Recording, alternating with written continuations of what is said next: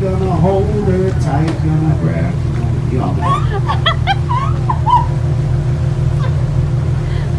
So you're getting a National Geographic tour. So if you want to watch, off to the left, you'll see some dolphins. The dolphin coming up to the surface with a bright pink belly is a female dolphin. That behavior is called presenting. And the other dolphins with the big smiles on their faces are the male dolphins. And now they're behind us to the left. Yeah, they're coming right for you. Check it out, guys. Now that is a close encounter of the dolphin kind right there. Oh, I know. I don't like seeing it either. I know. Get a room. I get it. This baby is talking right to me. I'm feeling you.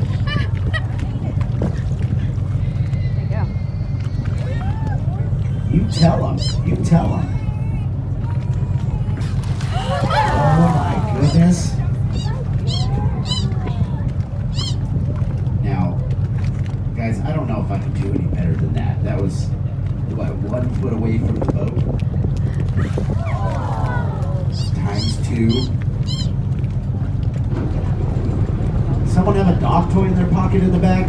Yeah, it's up there.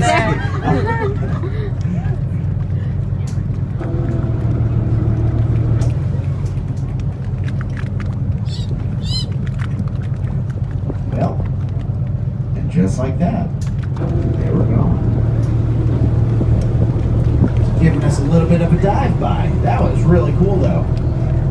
Well, if you wanted to see dolphins again, I don't think I can do any better than that. So there you go. Yeah, well, you can thank me, but I can't really take all the credit for that. But you know what? Never mind. You're welcome.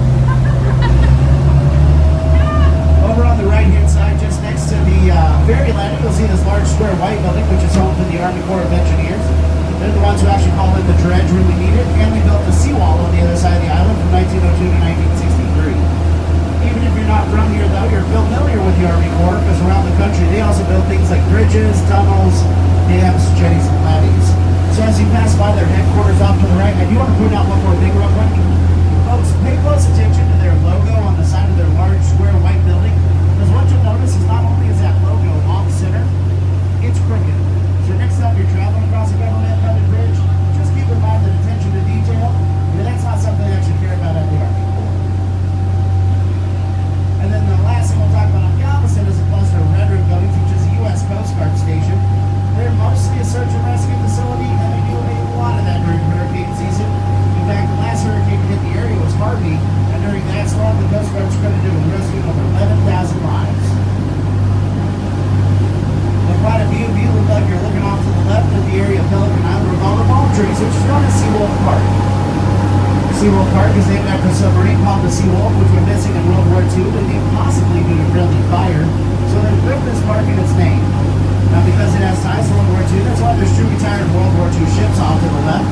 The first one that you'll see is a large gray destroyer escort called the Stewart, which is one of David's last remaining. It was built in our very own Houston, Texas, and its job during the war was to hunt down enemy submarines using depth charges and torpedoes.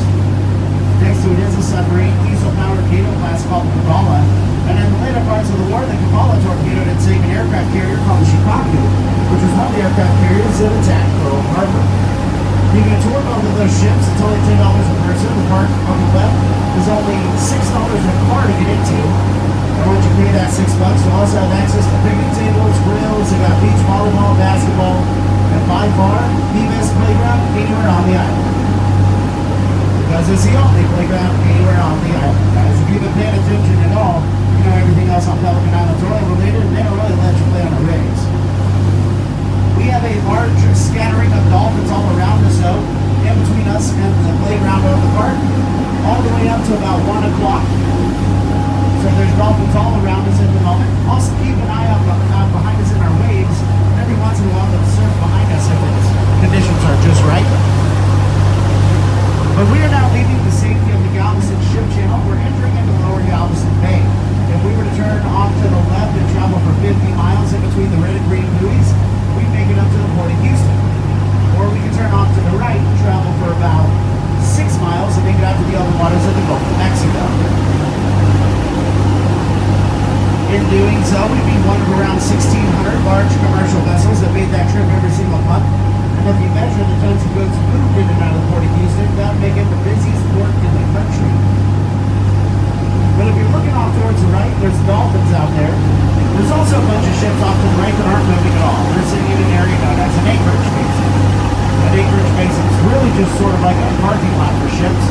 a lot cheaper to keep a ship out here than at a dock, and that's because docking in general is super expensive, even in Galveston.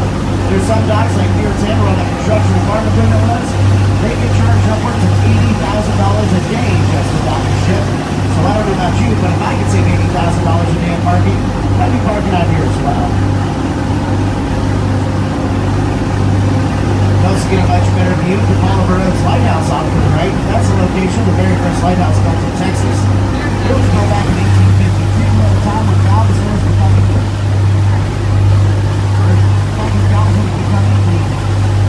largest city in Texas, the third richest city in the country, and at that time there was a commercial open from the United States.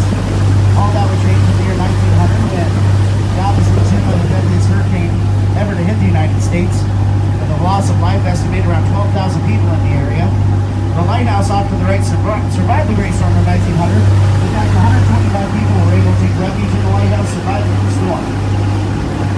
That's not the original lighthouse that was built, though. The original lighthouse was built in 1852, was destroyed during the Civil War. So the current lighthouse, as you can see, was rebuilt in 1872. And it guided ships in the Houston Ship Channel until 1932, which is when the Coast Guard put the buoy system in place to bring the lighthouse out to sea. Today, the Oliver Oaks Lighthouse is privately owned, not available for tours, and is in a moderate state of decay and disrepair.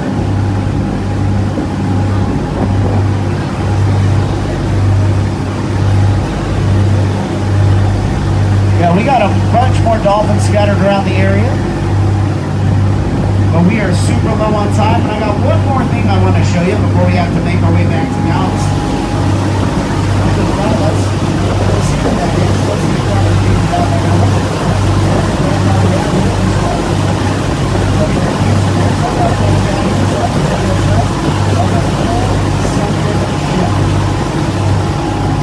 Directly in front of us, just outside the Houston Ship Channel, is all the remains of an old ship called the Selma. The Selma was built in 1919 in Mobile, Alabama. Originally, that ship was built as an oil tanker, but its job as an oil tanker didn't actually last very long. Though it took a year or so before the captain of that ship somehow managed to run it into a jetty in Mexico, which caused it to crack. The crew on board acted quickly. They did some temporary repairs. They were able to make it all the way up here to Galveston, and then it spent 2 years bouncing around from different shipyard to shipyard to see if anybody could fix it. Well, you can probably guess, because it's sitting right in front of you, permanent repairs are not successful. So in 1922, the ship was only 3 years old. They decided to scuttle it out here as a channel marker instead. Scuttling really just means that they sank her out here on purpose. Before they could scuttle her, though, because the water out here is so shallow and that ship is so tall, they had to dig a 25-foot deep trench, about 1,500 foot long. They drove the Selma through the trench, and then they set off the dynamite to put her to rest. So not only is the ship in front of us sitting on the ocean floor, it's actually sitting somewhere around 25 feet below the ocean floor. Now, obviously, it's a pretty hot spot to go fishing. You can catch all kinds of stuff out here. The coolest thing I ever heard of, though, happened 2 summers ago, but not too far from where we are right this second. Someone shattered the Texas state record by catching an over 15-foot long, over 1,000-pound hammerhead shark. Now, to give you some perspective on that creature of the deep, it would be about the same length as our boat is wide, plus deep.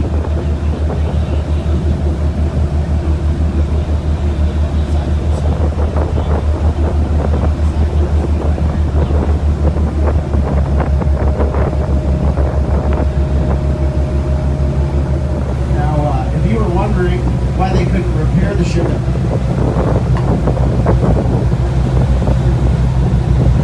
Why they couldn't repair the ship ahead, even though it was only a year old when it was damaged. Well, now that we've gotten a lot closer, you can probably tell it's because it's made out of something kind of weird. Does anybody guess what that thing's made out of? Wood? That's right. It's not steel, iron, or wood. What you're looking at is a concrete oil tanker. That's concrete just like your sidewalk. You know why it was made out of concrete? That's right. While the ship was under construction, the United States was involved in something called World War I. They were rationing their steel for the war, which meant the maritime industry didn't have access to steel, so they had to use other materials. They ended up using a dozen ships made out of concrete during World War I. This is the largest of that dozen. The project, though, was such a big success that during World War II, when steel was being rationed again, they built 24 more.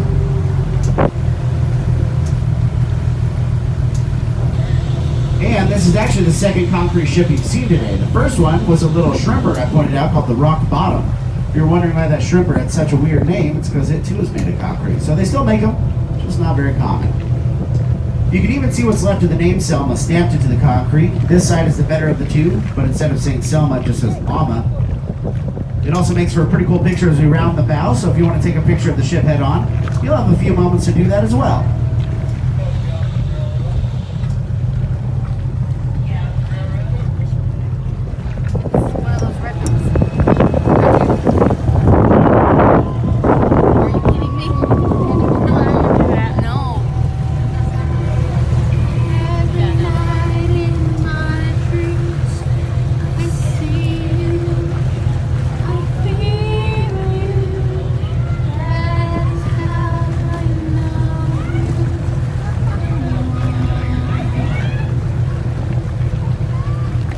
It's just some boat driving music for you. How's it going, guys? Y'all catching anything? No? Where's your cooler? You at least catching a buzz? There it is, there it is.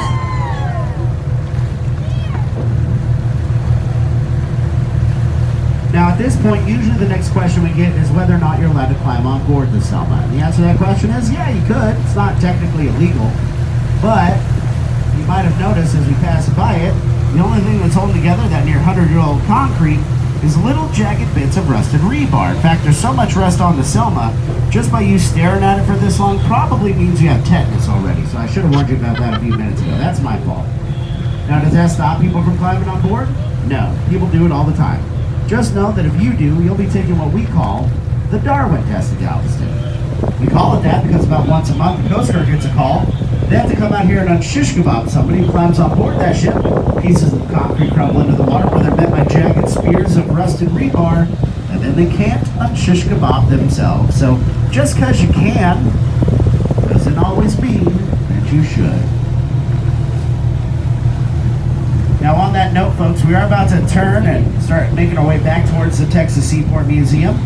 On the way back, because I've been yelling at you on a microphone for almost a solid hour, I'm going to do you a little bit of a favor, and I'm going to quit yelling at you on a microphone. I'm going to come around and yell at you in person, though, so if you have any questions, I can answer your questions for you. If you need restaurant recommendations, let me know. I'll try to point you in the right direction. You just got to tell me what type of food you're hungry for, because if you just say, hey, where should I go eat, I'm going to tell you Whataburger, so give me, like, a direction. Otherwise, if you want your picture taken, gather around who you want your photo with. Get your camera out and I can help you out with that. If you don't need anything though, we also have drinks for sale. So if anybody is thirsty, it's cash only unfortunately, but we do have cold soda and water available for $2 cash. Or if you'd rather